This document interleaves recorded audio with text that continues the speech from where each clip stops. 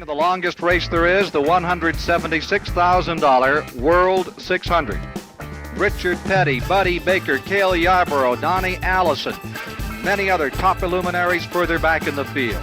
33rd is Dale Earnhardt of Kannapolis, North Carolina, making his first World 600 appearance, the son of the late and great Ralph Earnhardt.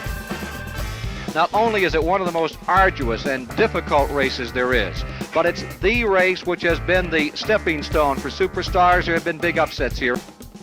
Lenny Potts streaks out in front by 4-5 car lengths into turn number 1. David Pearson second, Buddy Baker third, Richard Petty fourth, Cale Yarborough fifth. Donnie Allison moves up into 6th. Darrell Waltrip drops to 7th. Charlie Glotzback is 8th. Running back in 9th is Dick Brook as they go down the back straight.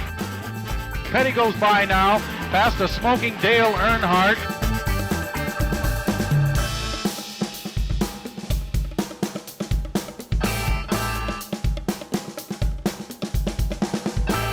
Here he comes, ladies and gentlemen, the winner of the World 600, Richard Petty, career win number 170.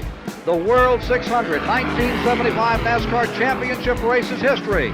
Winner is Richard Petty, drove the whole winning way.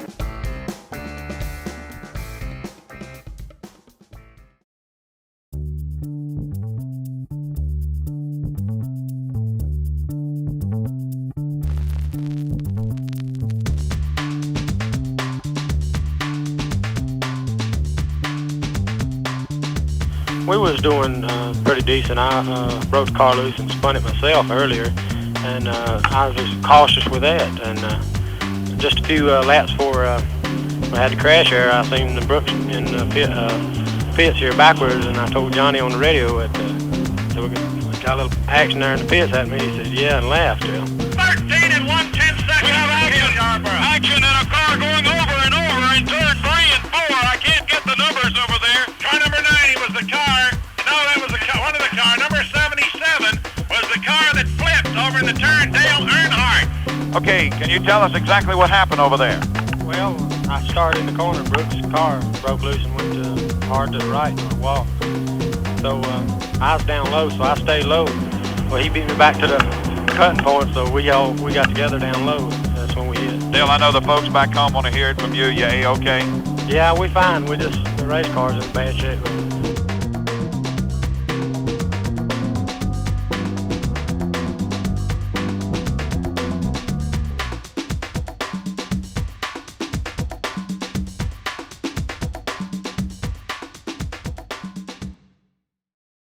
So Humpy calls me and he says, I've sent your boy back to San Jose or to California. And, so I'm feeling, now what? And he said, don't worry. He says, I'll figure out something. He says, but you're going to hear your name on the news tonight. He said, just relax. And so I think it was Harold Johnson gets on the news and he's talking about Willie T. Ribbs is no longer going to be involved in this car. Harold Johnson didn't get that out of his mouth, and the phone rings and it's Dale. And Dale and I had done some work together. We weren't friends or anything, but associates. I'd helped him figure out some things about we were breaking springs when we were doing some welding, and I think we figured out what that was. So he had my phone number. He says, can I drive that car? And I said, well, it's not my car right now. This is kind of one of them deals. He said, do you care if I call Humpy? I said, no. A minute later, Harold Johnson's still talking about it on the TV. Humpy called him. He says, you care if he drives your car? I said, Humpy says, I said, you think he can keep it off the wall? I don't remember saying that, but we made the agreement. And so we lived 55 miles apart. Dale was there in 45 minutes. That night? That night, right then. Right then. He just came down. He says, we got to fit that seat. I'll be right down.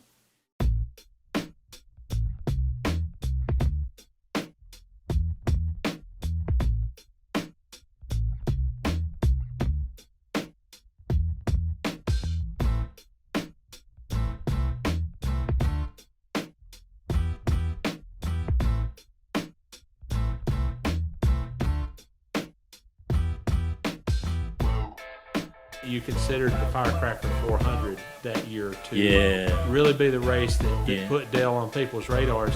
Yeah. You finished 7th, 3 laps down to race winner David Pearson. What was it about the race in particular that you think made people sit up and take notice? We just ran fast. We had good stops. We just were fast. He was passing cars.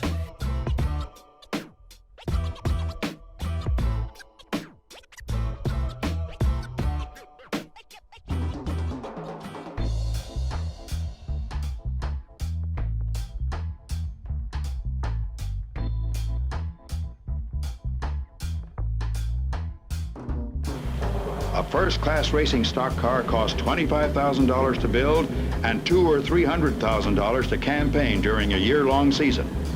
If you're going to race, you'd better be rich or a winner. 40 cars with a power of 25,000 horses are crowded onto a track that's 1.25 miles long.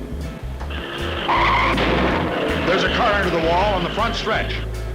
That's Ty Scott at the wheel, pointing at the first turn after a short ride backward that must have seemed like forever.